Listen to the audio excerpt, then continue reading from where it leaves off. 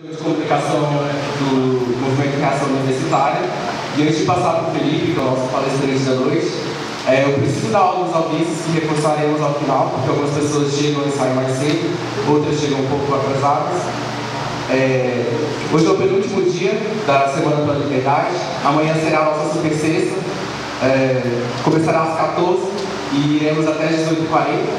Teremos Adolfo Saxida falando sobre... Só um momentinho.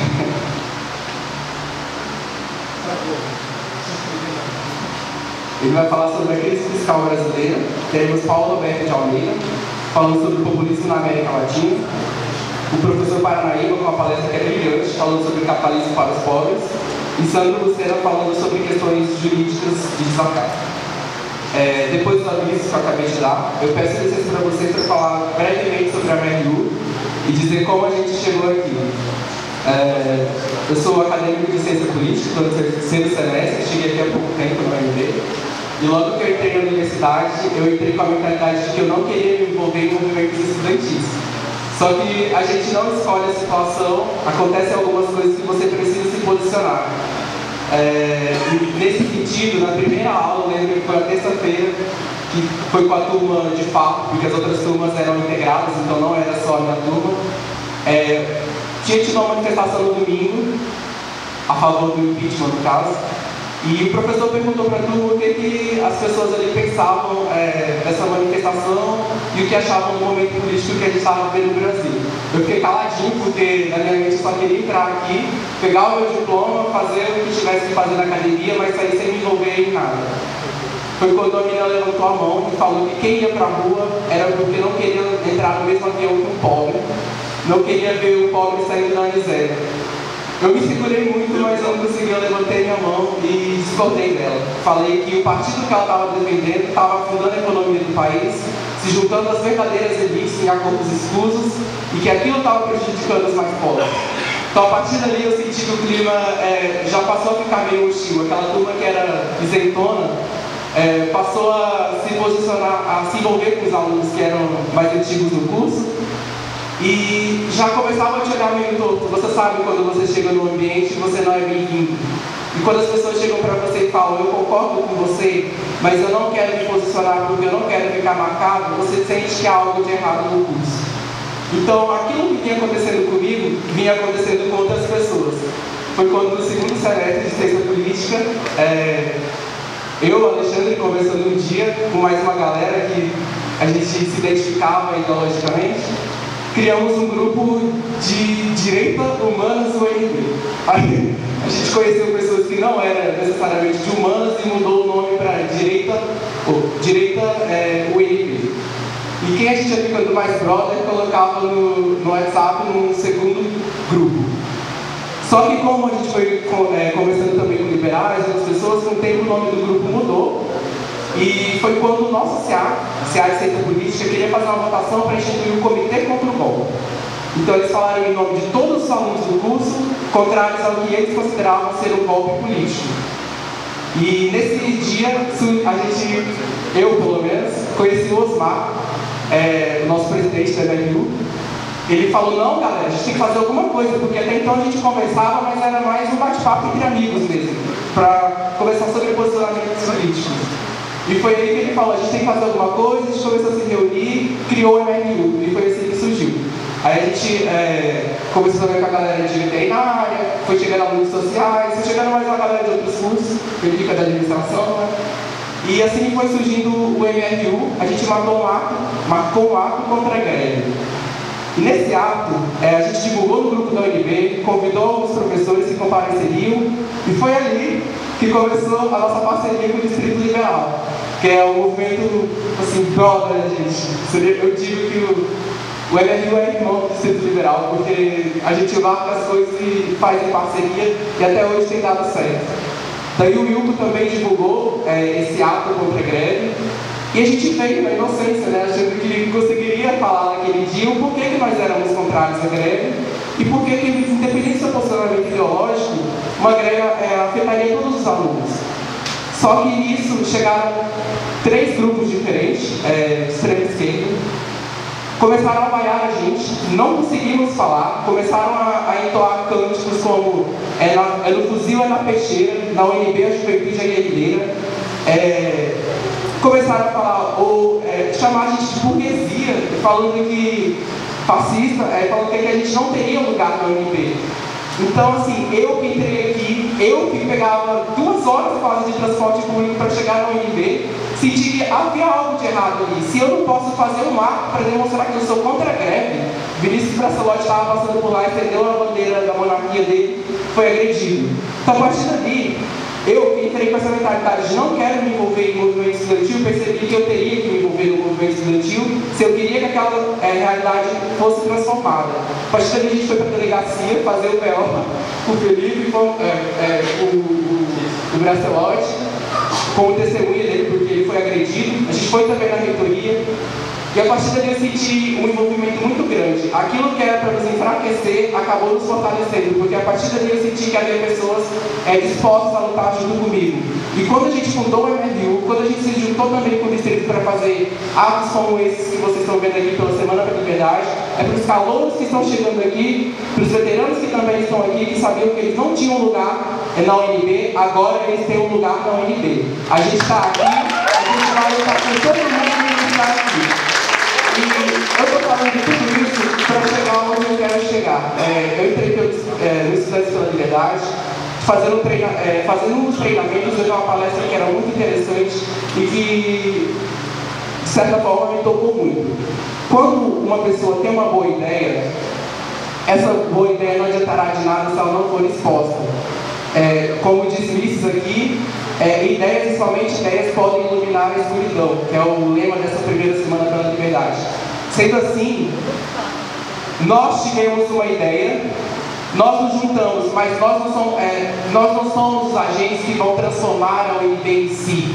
Aqueles que pulam primeiro no barco, que abraçam as ideias daqueles que são vistos como loucos, como os burgueses, como os radicais que querem só tretar, esses são as pessoas que vão transformar a UNB. E vocês são essas pessoas. Vocês que estão aqui hoje são as pessoas que vão transformar a UNB. E é com isso que eu quero passar para vocês Felipe Melo. Ele é diretor de formação de estudos acadêmicos do Instituto Conservador de Brasília. Ele é coordenador também de formação de estudos do MRU. E o Felipe é foda. Uma salva de palmas para o Felipe.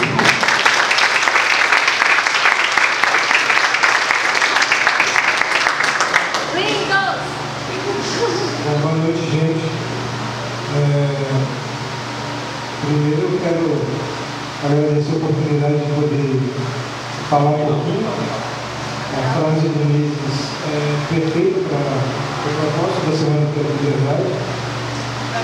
E, de fato, é muito ruim para um estudante que não se identifica com o posicionamento político hegemônico no ambiente universitário.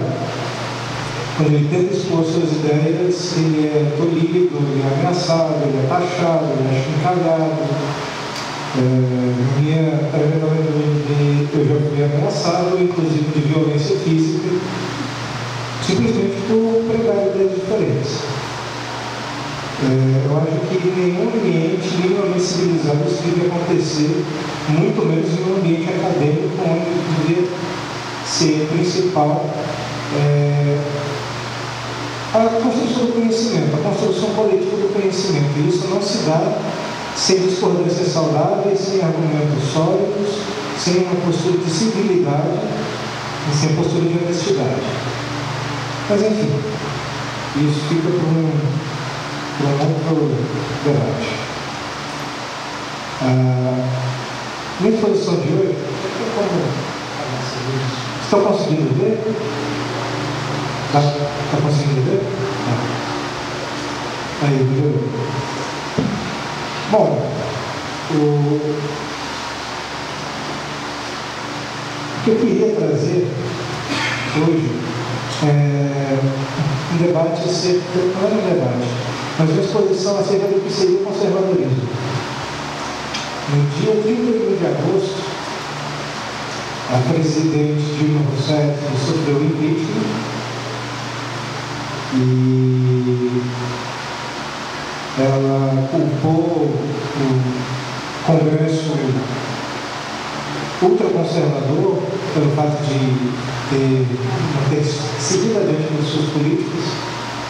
É muito comum, especialmente na boca de professores universitários, de acadêmicos, de muitos especialistas, culparem o conservadorismo como se ele fosse uma espécie de espectro, bicho-papão, uma criatura terrível, mas mitológica. Todo mundo fala a respeito dele, mas ninguém consegue definir.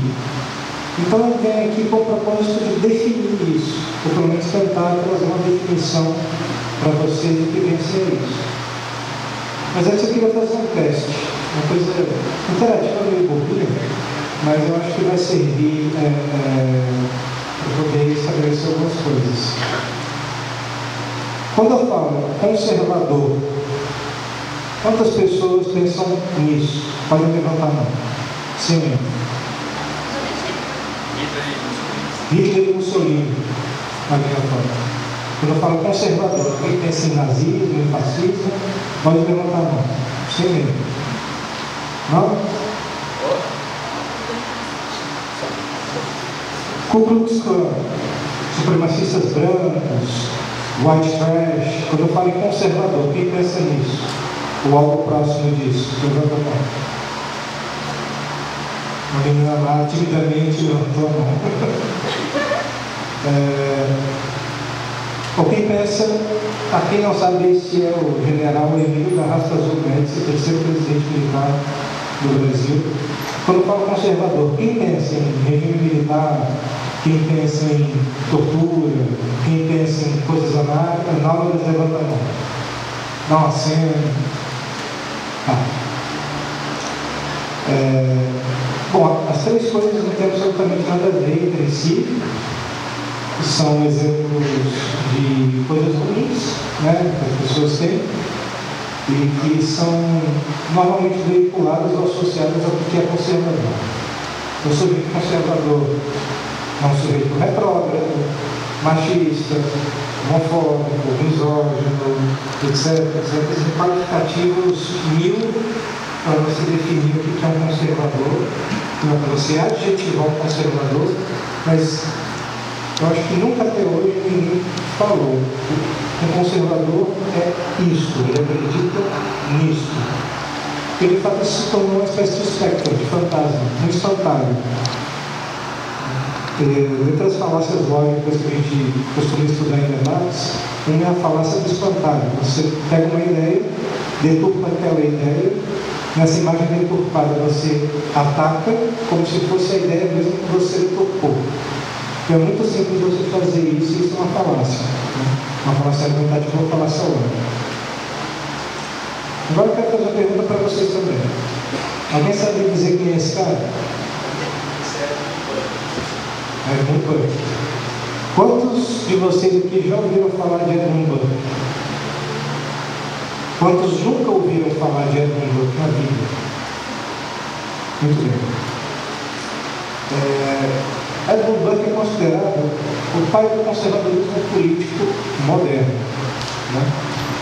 Ele era estadista irlandês, foi membro da Câmara dos Comuns e era um parlamentar ativo na época em que eclodiu a Revolução Francesa, em 1789. Ele trocou correspondências com diversas pessoas, entre elas Thomas Paine, que era particularmente entusiasta da Revolução Francesa, e Thomas Paine estimulou a escrever alguma coisa sobre a Revolução Francesa. Ele escreveu um documento,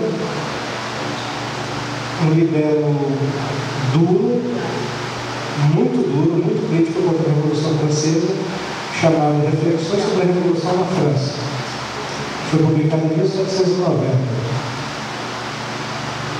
Reflexões sobre a Revolução na França, Edmund Burke coloca toda a sua preocupação acerca de como um processo revolucionário era perigoso, ainda mais os modos em que estavam sendo feitos na França, em que todo um modo de vida, toda uma cultura social, política, foi dizimada às cinzas para, a partir disso, construir algo completamente novo com base unicamente na razão.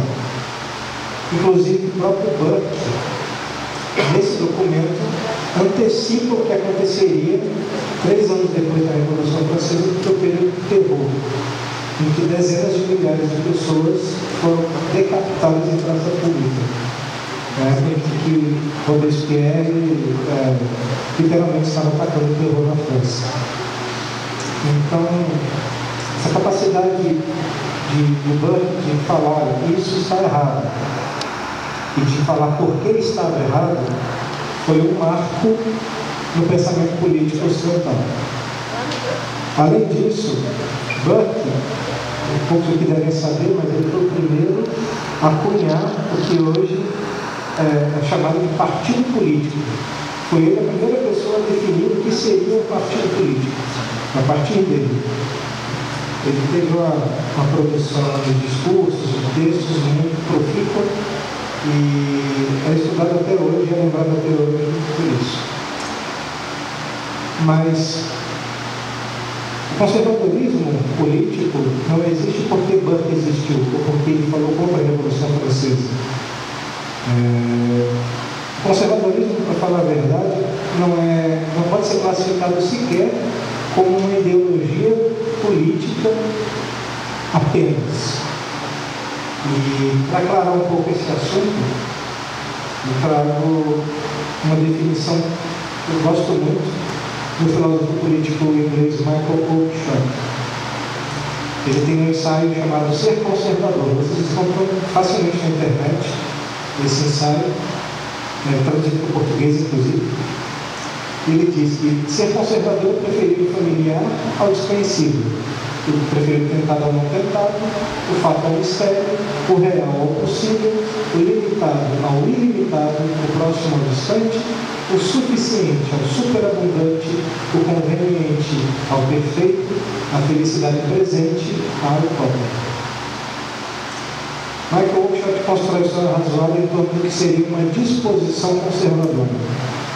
Ser conservador não se trata apenas de você esposar uma ideologia política, se trata de uma disposição geral do ser humano relacionada a todos os assuntos humanos, relacionada à cultura, relacionada à política, relacionada à religião, à economia, a tudo. É muito mais do que uma preferência política, muito mais do que isso.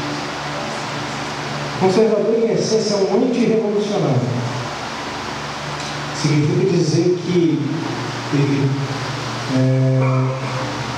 enxerga de maneira muito temerosa mudanças abruptas de regime, mudanças abruptas de conformação social, porque essas mudanças abruptas, especialmente quando elas são feitas em torno de um projeto de sociedade perfeito, acabam caindo num desastre monumental. Pelo conservadorismo ser mais uma disposição e menos uma ideologia, um traço do espírito humano, e não algo que foi pensado e desenvolvido meticulosamente ao longo dos séculos como uma linha identificada, o conservador não tem apreço, o conservadorismo não tem apreço por nenhum tipo de organização social e política específica. Você pode encontrar conservadores brasileiros que são monarquistas, que acham que a raiz dos nossos problemas políticos e econômicos atuais foi o golpe militar de 1889 que destronou Dom Pedro II e instaurou o regime republicano.